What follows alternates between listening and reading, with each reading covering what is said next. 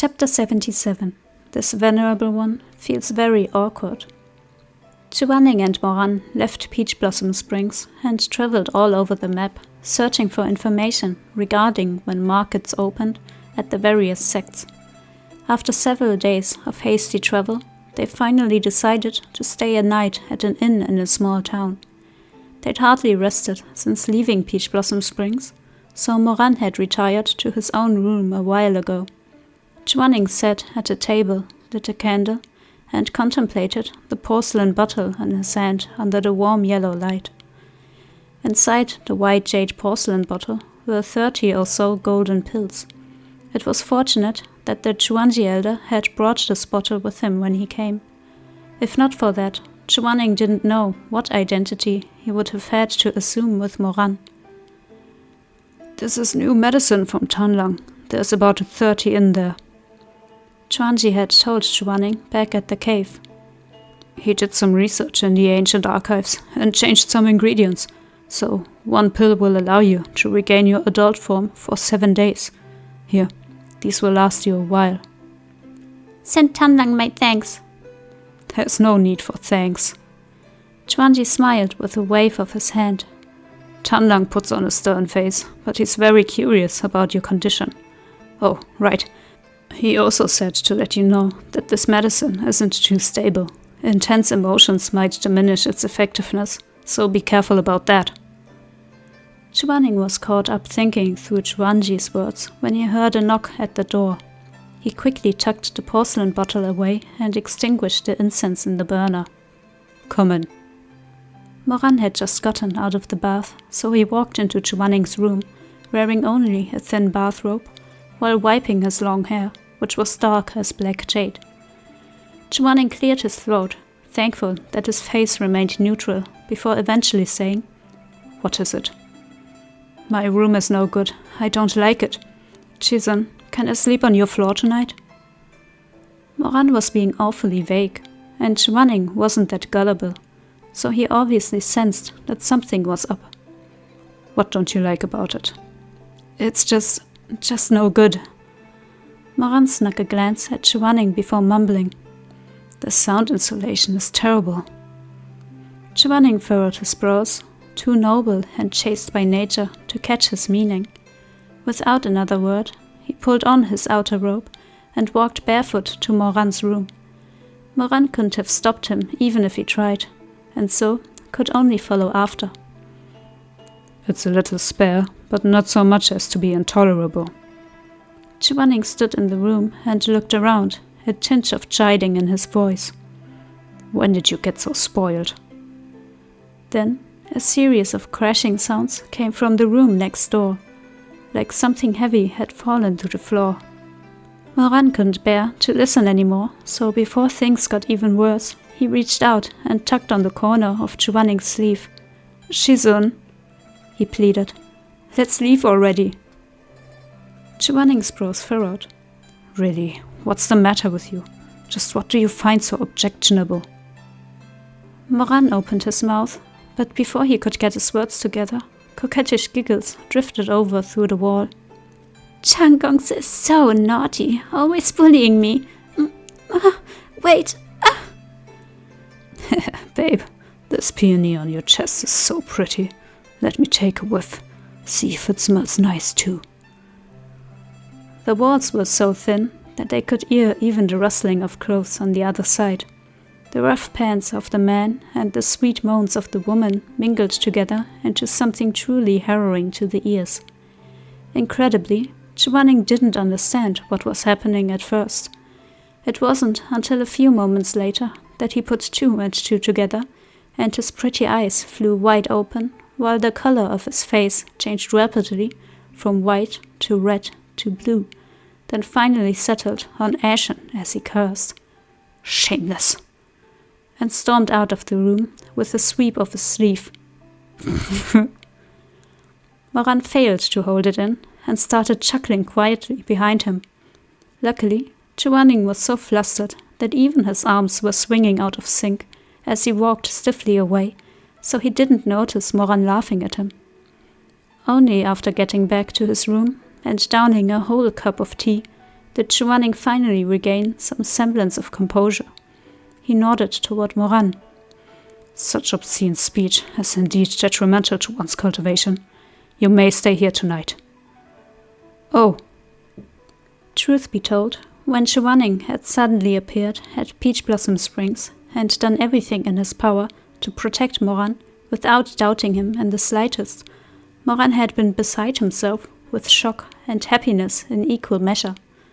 Now that things had settled down, he couldn't help feeling giddy. At this moment, under the candlelight, his shizun's habitually impassive face somehow seemed a lot cuter. Sitting cross-legged on the floor with his chin propped up, Moran's eyes lit with a smile as he stared at Chuaning. What are you looking at? I haven't seen Chuaning for so long. I just want to take an extra look. The youth's tone carried his smile, and his gaze was warm and bright. Now that Moran studied him, Chuaning really did look quite like Shiyashidi. Chuaning glared. Instead of looking at me, go dry your hair. How are you going to sleep with it dripping like that? I forgot the towel in my room. Moran grinned. Shizun, do it for me? Chuaning eyed him. For a period of time, Shomang had been injured and unable to lift his arm, and whenever he washed his hair, his shizun had dried it for him. Chuaning had always done it very quickly by regulating his spiritual energy to warm the towel and evaporate the water. Chuaning looked at Moran and his perfectly functional limbs, then humphed coldly. You're neither sick nor injured. Why would I do it for you? Still, he waved him over. The candle cast a warm light on Moran's incomparably handsome face. It had been almost a year since his rebirth, and he was reaching that age when growth spurts occurred. Without really noticing it, he had gotten quite a bit taller these past few months. At present, when he sat on the bed, he was nearly the same height as Chuaning. The sight made it a little difficult for Chuaning to wipe his hair. So Moran leaned back on his arms and shifted his body lower. Standing at the side of the bed, Chuaning rubbed his long hair dry with an exasperated expression. Moran yawned contentedly, closing his eyes to enjoy this rare moment of peace. Outside the window, a frog croaked now and again. Shizun. Did you know? The Feathered Tribe's illusion sent me back to Lin-An 200 years ago, and I met someone named Chu-Shun. The rubbing didn't even pause. How would I know that? Moran rubbed his nose with a grin. He looked like you. A long pause. Then, there are plenty of similar-looking people out there. Nothing strange about that. No, really? Moran said, all serious. You were practically cast from the same mold.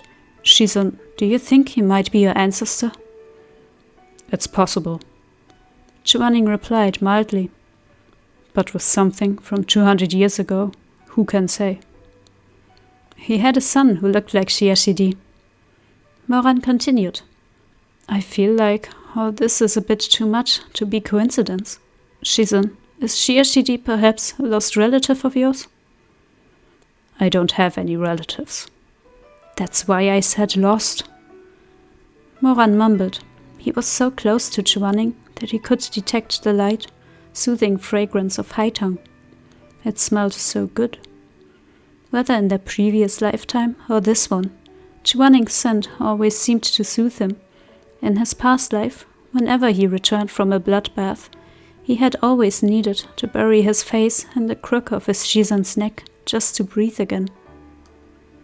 Whether he wanted to admit it or not, he was already hopelessly addicted to Chuaning's scent. He closed his eyes and slowly relaxed into the familiar peace, mind drifting into the flow of time.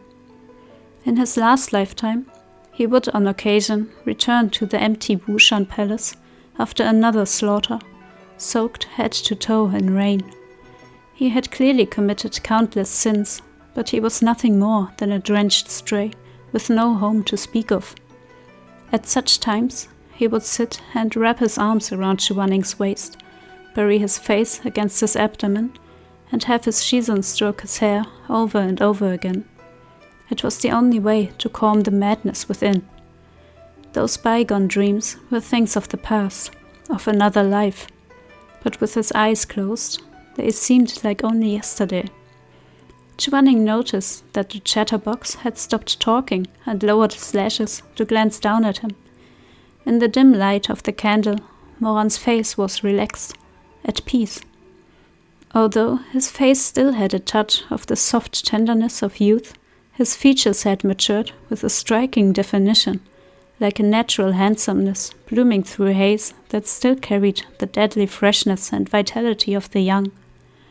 Chuaning's hand wavered for a split second, and his heart seemed to beat a little faster. He had no idea what compelled him to say in a soft voice, "Moran." Moran absent-mindedly mumbled a reply. Then, as if exhausted, he leaned closer and pressed his face against Chuaning's waist, just like he once had in his past life. Chuaning was struck speechless. Thump, thump, thump. His heartbeat was rapid in his chest, like war drums on a battlefield. The reverberations made him dizzy. Chuaning pressed his lips together. Not knowing what else to do, he could only continue to wipe Moran's hair, steaming away the last droplets of water. A long while passed in this fashion, until he set the towel down, brushed aside some stray strands of hair from Moran's forehead in passing, and said in a low voice, "All done. You can go to sleep now." Moran opened his eyes, black with a tinge of purple, and still a bit dazed. After a few moments, they gradually became clearer. When he finally broke out of his daze and noticed that he had gone so far as to give in to habit and lean into Chuaning's waist, and even more unexpectedly, that he hadn't in fact been shoved off, Moran was startled to say the least. His eyes opened wide in stupefied astonishment, making him look just like a dumb dog. Chuaning had at first still felt a bit uneasy, but he couldn't stop himself from smiling at that look on Moran's face. As Moran realized that he was actually smiling, however lightly, it was definitely a smile. His eyes became even rounder. He sat up straight, hair a bit of a mess, and suddenly said with utmost seriousness, "Shizun, you have a scent. It smells really nice." Chuaning was once again struck speechless. Moran paused, then suddenly furrowed his brows, as if trying hard to remember something. When he did manage to remember it, consternation crept into his expression. "Huh, that's strange," he mumbled. "Doesn't Shidi also smell like that?" Chuaning's expression went instantly rigid. He flung the towel onto Moran's head before he could react and physically tossed him off the bed.